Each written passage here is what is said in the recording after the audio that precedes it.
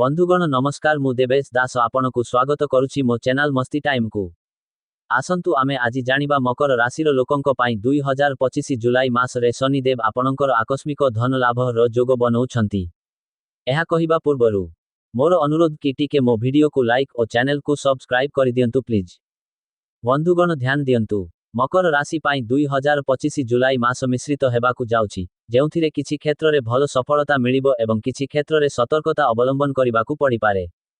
जुलाई 13 रु नवेम्बर 28, 2025 पर्यंत शनि वक्र हेबो। एही समय रे जेउमानकर जातकरे शनिर खराब स्थिति अछि सेमानंकु टिकिए सतर्कता अवलंबन करिबाकु पड़ी पारे।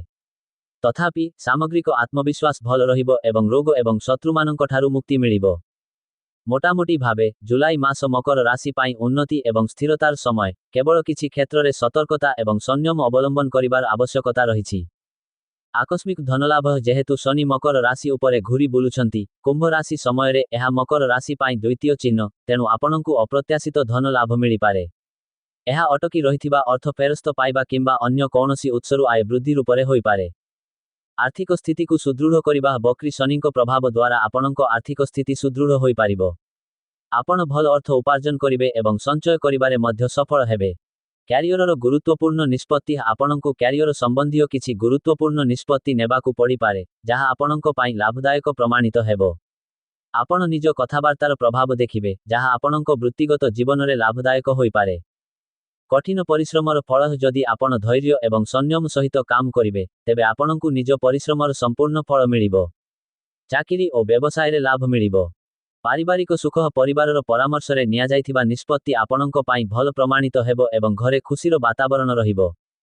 कार्य चापर नकारात्मक किंबा सतर्क प्रभाव आम ज्योतिष गणना अनुसार एही समय रे कार्य चाप बढ़ी पारे एवं आपनंकु कैरियर रे किछि उत्थान पतनर सम्मुखीन हेबाकु पड़ी पारे। स्वास्थ्य समस्या केतेक क्षेत्र रे आपनंकर पिठी जंत्रणा, थकापन किंबा अलसुआ भली स्वास्थ्य समस्या रही पारे। गाड़ी चलाइबा समय रे सावधानता जदि आपण एक जान चलाउछंती, तरबरिया हुअंतु नाही एवं बुद्धिमान भावरे कार्य करंतु, कारण वक्र शनिर प्रभाव दुर्घटनार आशंका वृद्धि करि पारे। मानसिक विकार जदि मन अनुसारे कार्य न हुए, तेबे मन असंतुष्ट रही पारे। शनिर प्रतिगामीर अशुभ प्रभाव को एड़ाइबा एवं शुभ फल को वृद्धि करिबा पाई आपण एठारे किछि पदक्षेप नै पारिबे।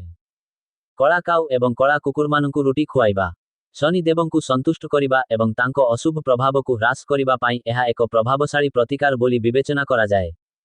भगवान शिवंको पूजा करंतु, नियमित भावे शनिदेवंकु पूजा करिबा एवं पूजा करिबा लाभदायक होइथाए। धार्मिक कार्य रे भाग नियंतु। जणे व्यक्ति जे धार्मिक कार्य करंती, शनि तांको केबे आघात करंती नाही।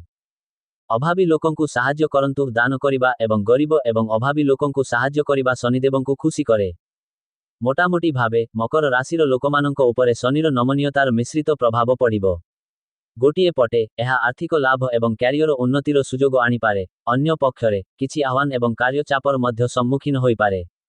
धैर्य, बुझामणा एवं सठिक पदक्षेप द्वारा आपण एही समयर सर्वाधिक लाभ उठाई पारिबे। जुलाई मास आपणंको क्यारियर एवं व्यवसाय पाई भल रहिबो। आपणंको कठिन परिश्रम फलप्रद हेबो एवं आपणंको प्रतिभार परिचय मिलिबो। जणे गुरुत्वपूर्ण व्यक्ति आपणंको कार्य को प्रशंसा करिबे, जहा आपणंको पदोन्नति किंबा दरमा वृद्धि करि पारे। चाकिरी रे थिबा लोकंकु कौनसी नुआ प्रोजेक्ट किंबा चाकिरी मिली पारे। व्यवसाय रे मध्य लाभ हेबार संभावना अछि एवं आपण नूतन वृत्तिगत संपर्क स्थापन करि पारिबे। आर्थिक दृष्टिरु एही मास भल रहिबो। दीर्घ समय धरि अटकी रहिथिबा टंका आपणंकु फेरस्त मिली पारे। विशेष करी संपत्ति किंबा क्रय एवं विक्रयरु हठात अर्थ लाभ मध्य संग्रह करा जाउछि। तेबे मासर मध्यभागरे किछि आर्थिक समस्या आसीपारे एवं अनावश्यक खर्च को नियंत्रण करिबाकु परामर्श दिया जाउछि। आपनंकु संचय उपरे ध्यान देबाकु पड़िबो। प्रेम एवं वैवाहिक जीवन सुखमय रहिबो। जेउमाने अविवाहित सेमाने जणे बुद्धिमान साथी पाई पारिबे। वैवाहिक जीवन रे चालिथिबा भूल बुझामणा दूर हेबो एवं सुख बजाय रहिबो। जोगाजोग एवं बुझामणा को प्रोत्साहित करिबा आपनंको संपर्क पाई भल हेबो। स्वास्थ्य संबंधी किछि समस्या होई पारे, जाहाकु आपण अनदेखा करिबा उचित नुहे। निज सामर्थ्य ठारु अधिक काम करिबा ठारु दूरेई रुहंतु एवं चाप ह्रास करिबा पाई व्यायाम एवं जोग करंतु। शरीर एवं मन को डिटॉक्सिफाई करिबा आवश्यक, तेणु ध्यान एवं दीर्घ श्वासक्रिया पाई परामर्श दिया जाए। घरे वयस्कंको स्वास्थ्य प्रति विशेष ध्यान दियंतु।